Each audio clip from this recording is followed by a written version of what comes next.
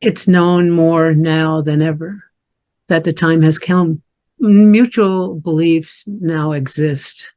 I have more confidence and assurance that there's mutual beliefs that we all have. Our senses, the elements, the land, the trees, of course, the plant life, the hills, the mountains, the water and land creatures. I encompass them all. Our hearts and minds are awakened and open. I have to believe that. The beliefs within us are that we know and we accept, and we accept that we know that we are in this all together.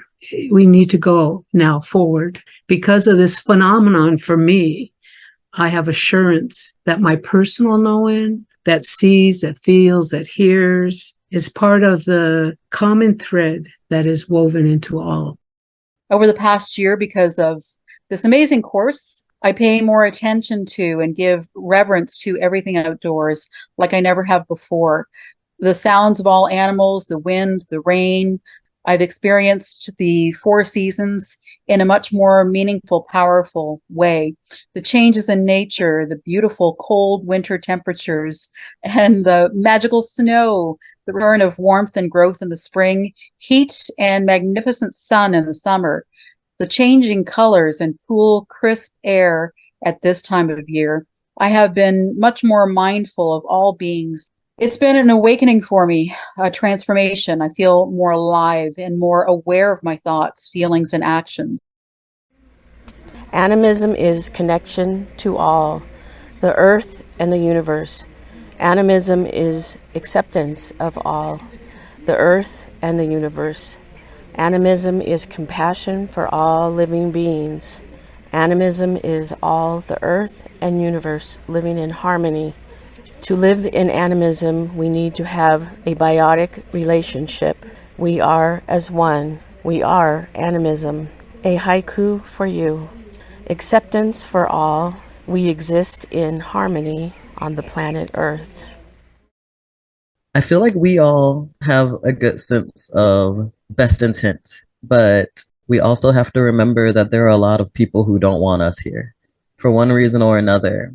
And I wanted to share a few lines from a poem of mine called I Ain't Got Nan Enemy, which is Geechee for a very similar phrase of I have no enemies. May they discover volumes on all they still need to learn. May they be compelled to return all that they've stolen threefold and in good faith. May the weapons they created to harm us malfunction, break down, and backfire. And as we walk the paths we've chosen, may the shit they throw at us be the fertilizer that grows beautiful in our way forward. Thanks so much, y'all. Upon gathering a year ago, I remember thinking as if we were each carrying our ceremonial bundle to add to a fire, that our emotions, our thoughts, the shedding of the past to create, unleashing of what was within, is somewhat similar to the nurturing the ceremonial fire.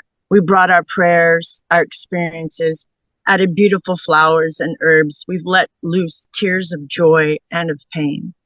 We've stirred our bundles together with the embers of those before us, while we are sharing our hearts with one another. Now the coals are azar, and we are looking to our path illuminated with the rays of light that we have created together. May we each live in our higher selves, blessed with the knowing that we are connected in this path, as we step forward, making way for the next fire keepers. Namaste. So Alexa defines animism as a belief that all natural things have souls.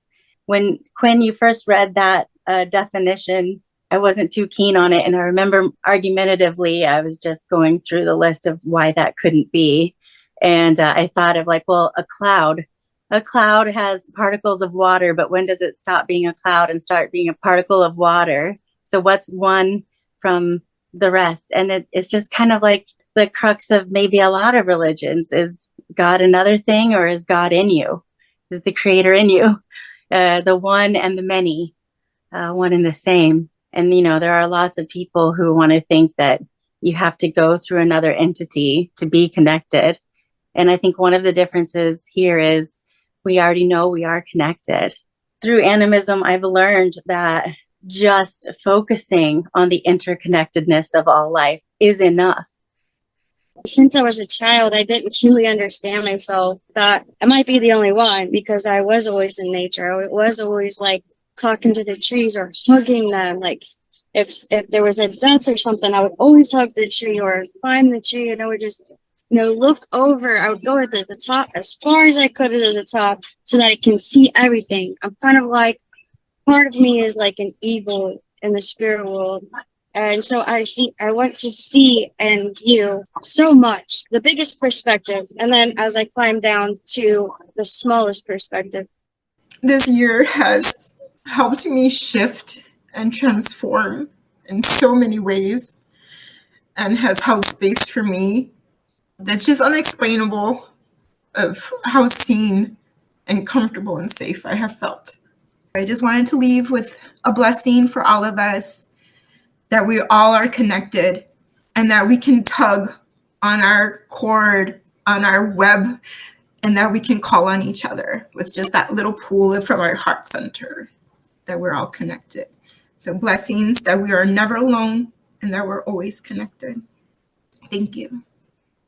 Looking at technology through an animistic lens allows us to perceive a profound interconnectedness between humans and machines. Animism, a belief system that ascribes animate qualities to objects, invites us to view technology as more than lifeless tools. It prompts us to recognize the agency and vitality inherent in our devices. From smartphones to artificial intelligence, each creation embodies a unique animistic essence, capable of interacting with the world. Embracing this animistic perspective deepens our appreciation for technology, acknowledging the mutual relationship between humans and the animate energy within our devices. It reminds us to honor and value the animistic essence that technology embodies. When I started this course, I don't know, I felt it more as like an acceptance of everything as it is, instead of trying to change it all in terms of like the natural world. And that's what I wish to do in my own way, is to accept others in the same way that I find like nature will accept me, or does accept me in these times that I find terribly hard. What I hope to exude with this ministry is that at the end of the day, we're all the same. We all have the same cares. We all want to feel safe. We want to feel secure. We all just want to be accepted for who we are. In today's world, we need animism more than ever, like really more than ever. The past year, I've really feel like portals and possibilities have been opening up for me, and my dreams have changed.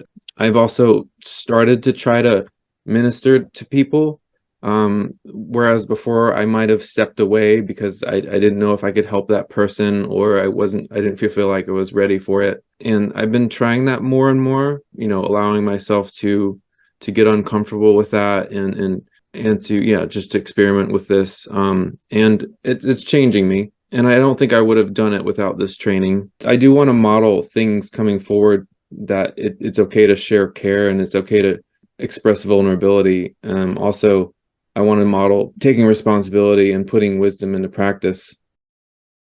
I'm grateful for having like a construct for what has always been my way of being in the world. I have always been in awe of like every leaf, every ray of light, every stone, every time the wind blows against my skin, like every lightning bolt. Like I've always been so in awe and like just inspired by nature, and always been in touch with the subtle energies of life.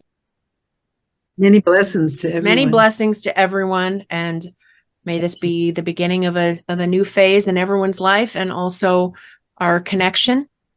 Thank you so much. A moment of silence for Palestine and Israel. Yeah. Thank you.